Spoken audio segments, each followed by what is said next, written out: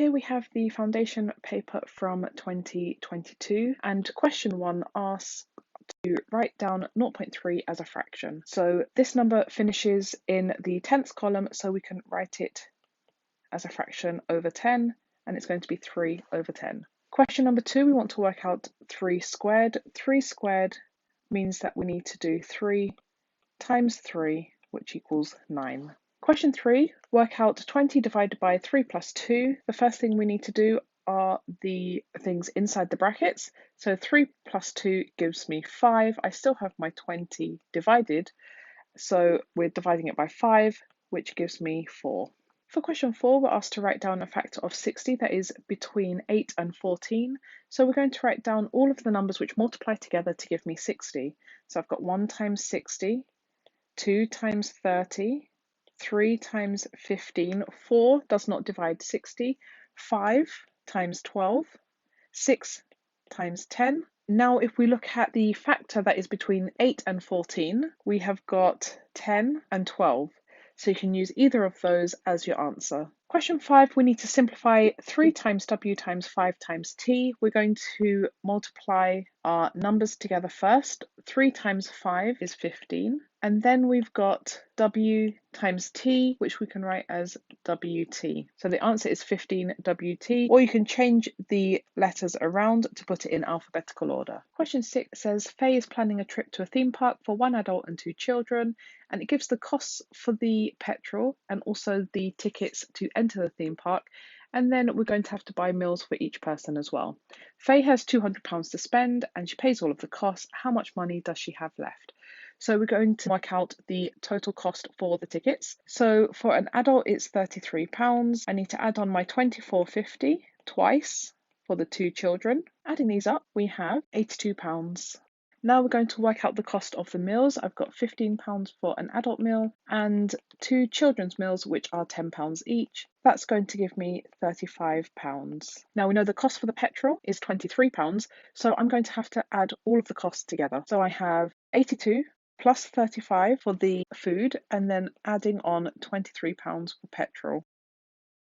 So it has cost her £140 to take all 3 people to the theme park, and it says that she has got £200 to spend. How much money does she have left? So our final calculation is 200 minus the 140, which gives us 60. Question 7, here is a list of 8 letters. Write down the mode. We know that the mode is the most common, so the most common is A. And then it says one of the 8 letters are going to be picked at random. On a probability scale, mark with a cross the probability that this letter will be B. And we are relating it to this list here. So how many B's do we have? We have got 2 out of the 8. And on our probability scale, we have got 8 spaces here. So I know that I need to put a cross on the second one in. So this is at 2/8. Part 2 says find the probability that the letter will be C. And for C, we just have one of them out of the 8. So the probability is 1/8. Question 8 says solve m minus 3 equals 4. So we want to find the value of m. We have to get rid of this negative 3. The opposite of minus 3 is plus 3. So I'm going to do that to both sides. That leaves me with m equals 4 plus 3 is 7. For part B, it says solve 3n plus n equals 24. The first thing I need to do is to combine the n's. That gives me 4n equals 24. Now to get rid of the 4, we are going to divide both sides by 4. So 4 divided by 4 gives me 1, so I'm left with 1n. 24 divided by 4 is 6, so the value of n is equal to 6. Question 9a asks us to find the value of y. They've given us an angle already of 70, and we need to find the remaining angle that goes around here. Now we have angles around a point. This is my point here, and all of our angles are going around this point. So we know that they have to add up to 360. So I'm going to do 360, take away the 70, which leaves me with 290.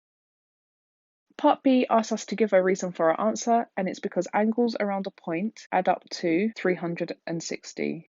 Question 10 says a shop sells jars of coffee. Each jar of coffee costs £4. Michael has £23.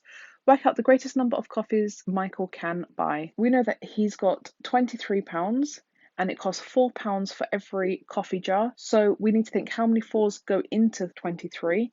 And we know that 4 times 5 gives me the 20. 4 times 6 gives me 24. So he can only buy 5 jars of coffee. The next part of the question says, in a sale on Wednesday, jars of coffee are sold at half price.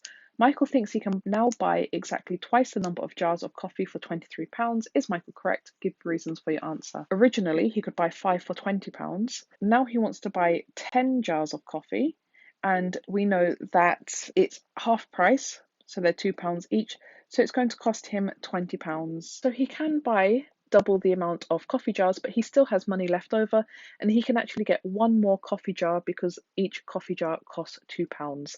So 11 coffee jars at £2 will cost £22, so he is not correct. Question 11. Here are two triangles on a grid. Triangle B is an enlargement of triangle A. Write down the scale factor of the enlargement. So we want to see how much bigger triangle B is compared to triangle A.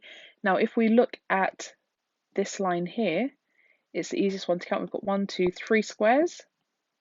And in triangle B, we have got 6 squares. So going from 3 to 6, we are doubling. So the scale factor of the enlargement is 2. Part 2, on the grid, mark with a cross the centre of enlargement. So the centre of enlargement, you're going to draw a line going from the corners of the triangle. And we just need to do 2 of them. We can see where the centre of enlargement is. It is here. So we're going to mark that with a cross. Here are two parallelograms on a coordinate grid. Parallelogram D is a reflection of parallelogram C. On the grid, draw the mirror line. Our mirror line is going to go through here, and we can see it's one step to get to that point, and then it's one step here as well. So this is our mirror line, and if you're not sure how to do this in the exam, you can use tracing paper and just flip it over to see if you get the same shape on the other side. Part 2 says write down the equation of this mirror line, and we can see for every value of x, we have the same value of y going up. So the value of x is equal to y. Here we've got 1, 1, so 1, 1. Here we've got 2, 2, 3, 3, 4, 4, 5, 5. So the equation of the line is y equals x.